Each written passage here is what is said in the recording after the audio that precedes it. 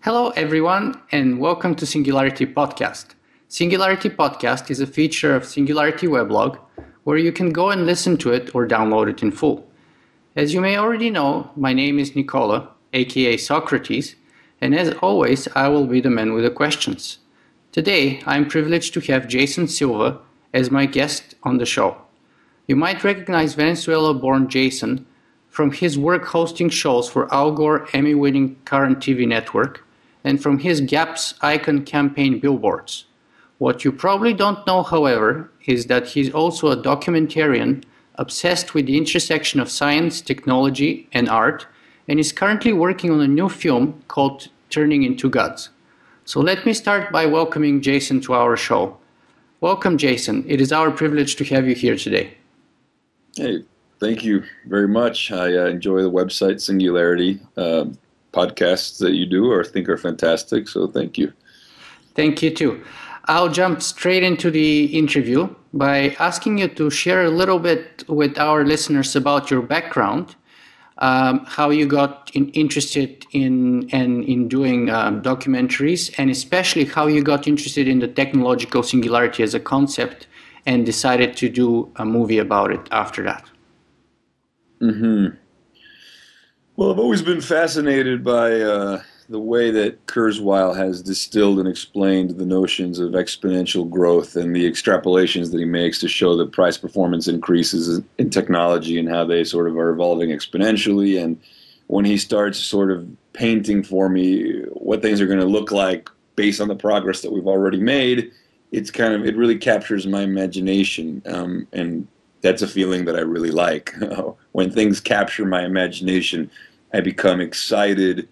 I become a child again, and it's sort of I reconnect with the part of myself that sort of is open to what might be, and I think that's a beautiful thing. And to tap into that feeling based on scientific extrapolations rather than faith-based musings, I think is kind of cool. It's sort of, I give myself permission to be a child again because I know that a lot of these things are based on scientific facts. So I'm a child without necessarily being superstitious or faith-based. It's rather like, oh man, this is the kind of science that allows me to be a child again. This is cool.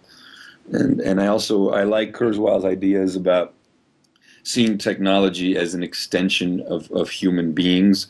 Technology is an extension of human reach. I think it's very poetic and it's very beautiful, and it's a nice antidote to this idea of technology as this like unnatural thing that we're doing. But no, I disagree. I think that technology extends who we are. It's natural. Technology is a natural extension of human flourishing, and that's beautiful. That's exciting. That's wonderful. That's poetry right there. That's the species that left the caves and went to the moon. That's very beautiful indeed, but let me backtrack just a little bit and ask you, how did you hear or how did you get exposed to the concept of the singularity for the first time? Well, I think like all people, we're all trying to sort of make sense of the world that we live in, and I think that we're concerned with. Kurzweil calls it the destiny of the human-machine civilization, and I'm not going to say that I believe in fate or anything like that. I think that we have free will, but there is this kind of inevitable move towards greater complexity and organization taking place. It started with natural selection and the playing out of single-celled organisms becoming multi-celled organisms and whatnot, and you have this spontaneous self-organization that takes place, and it has evolved, and then with the invention of language, that might have been, I guess, the first singularity for humans 50,000 years ago. It changed the operating system of the brain. I think Kevin Kelly talks about that in What Technology Wants. I find that fascinating. So then, we had language, and we had a trick for the mind to talk to itself so that it could invent with purpose and deliberation and become a fountain of new ideas for the first time. Before that, we had a feral mind, which was like smartness without a tool. So we had language, we slingshot it took over the planet in 1,500 generations. And I think there have been many singularities since then. The agricultural revolution, I think the industrial revolution. I think that the rise of personal computing really that kind of started in the 1960s. It's explored in the book, What the Dormouse Said. It talks about the relationship between engineers and psychedelic drugs and the consciousness movement that at the Silicon Valley movement, and they saw computers as tools of personal liberations and extensions of the human nervous system. Timothy Leary came back in the 80s, and he said computers are the LSD of the 90s, and he saw computers as a way to augment human potential and augment human intellect. And I love that relationship between creativity, mind expansion, the consciousness movement, and the idea of technology as an extension of human consciousness, and the cyber world as a place where we're all Imagineers. And so now that the cyber world, aka the virtual world, is being overlaid over the real world, augmented reality, it's that first transition of blurring the distinction between the two. So the world of the cyber, the world of the virtual, the world of our imagination is now bleeding and bursting through the screen out into the real world. And I think that's kind of a beautiful idea. Indeed, very, very beautiful. And a little bit too complex maybe. So let's just try and define what we mean by singularity, because it seems that there is a huge disagreement among experts in the field as to what exactly is the meaning or the definition of the singularity as a concept. So what is your definition, Jason? Well, I think that a pretty good definition is a singularity as metaphor. It's a word used to describe what happens when you go through a black hole. Supposedly, all the classical laws of physics and all the rules that we play by no longer apply. And I think that's a metaphor to say that a singularity is a point where the exponential speed at which these technological breakthroughs are occurring already run counterintuitive to our linear-based brain that evolved in the African savannah and is meant to calculate how far away that lion is from eating us. It's already counterintuitive for us to conceive of what exponential growth implies. Kurzweil uses the famous 30 steps example. You take 30 linear steps, you get 30. You take 30 exponential steps, you get to 1 billion. It's a billion-fold increase.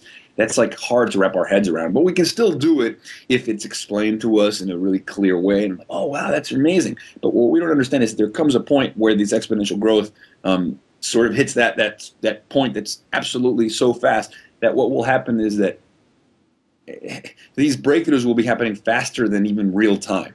So it's sort of like from like breath to breath. We'll have and that's what Kurzweil talks about. It'll be like we'll blink and like the world will be different than the second before we blink. Like that speed of change will be so fast. And so what he proposes is that at that point, it's almost like our brain doesn't have enough RAM to keep up with what's going to be happening. So unless we truly try to interface more symbiotically with our technology, we're going to get left behind. But in a way, I mean, it's already happening. I could never memorize all the phone numbers and emails that I have stored in my life. I could never memorize. So that means that in a way my life couldn't function the way that it does. I couldn't operate with the level of efficiency and productivity that I do without this piece of technology that extends the capabilities of the human mind. We already, 1.5 billion minds share the interconnected space of the internet and do all their mind work in this shared interconnected space. And it doesn't mean that we're going to lose our individuality, not by any means. I mean, do you lose your individuality by having a Facebook profile? No, but your Facebook profile is within the network of 500 million people. So we are individuals, and yet we are part of a collective, and sort of this interesting symbiosis where we are each individuals, but we are all part of one giant superorganism. And I think this symbiotic relationship with our tools, just like we use calculators and we use BlackBerries to store more information, it's just going to be more and more seamless. Like it'll be almost like we'll start to think faster because we'll have computers the size of blood cells in our brains that are interfacing with the internet. So our ideas will be merging with information that we find on Google, and it'll all be happening in real time in our own minds. I mean, just try to conceive of these wonderful sort of symbiotic ways in which technology and us is gonna be this wonderful little dance. I mean, it's already a dance, but it's just going to be vibrating at faster speeds, you could say. So that's the singularity, the point where it becomes more difficult to describe. So it's a metaphor. It's a metaphor, but it's definitely an optimistic look at this like radical progress that we're making. So it's like Robert Ettinger's book Man into Superman, or Nietzsche, who says man walks a tightrope between ape and overman. The tightrope, of course, being this technological quasi-adolescence where we want to make sure we don't like go into nuclear war and destroy ourselves before we make it to the other side and go through a sort of digital apotheosis and become gods, which is in a beautiful, again, metaphorical way what I want to explore in the film Turning into Gods, because I do think that that using that word, which is inspired by Stuart Brand's idea that we are as gods and might as well get good at it, or Freeman Dyson, when talking about the future, he says in the future, and I've said this a million times, a new generation of artists will be writing genomes with the fluency that Blake and Byron wrote verses. So consider that. Every new piece of technology allows the human mind to flourish in a new way. Beethoven and Mozart might have been just geniuses with Asperger's who had an inability to communicate effectively, but because of the technologies of music, the technologies of piano, et cetera, they were able to flourish. So I just think that the singularity gives human beings a multitude, an infinite number of new ways to flourish, an infinite new number of ways for human creativity to unfold. And I think it's a beautiful thing. Without the piano, which is a piece of technology, we wouldn't have all this music. Without musical notes, musical language, a piece of technology, we wouldn't have that. Without linguistics, we wouldn't have poetry and communication. So I just think that the singularity is where the human mind is no longer limited even to biological limitations. So I just can't even begin to conceive of the new ways in which ideas will have sex with one another, and human creativity will just, that's where it becomes like almost indescribable. What new forms of artistry will allow human beings to commune with one another in sort of this sublime, wonderful, orgiastic unfolding of knowledge and creativity? That just gets me excited. I mean, I see it as the ultimate poetic unfolding. To me, it's pure poetry, the singularity. But at the same time, it's scientific extrapolation. So it's not superstition. It's not, we're going to commune with God in a religious sense. No, this is science. This is the point where science and art,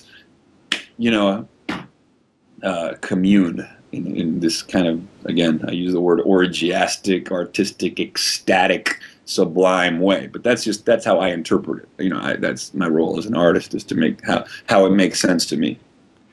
So how is it then, and why did you decide to make a movie about that in particular?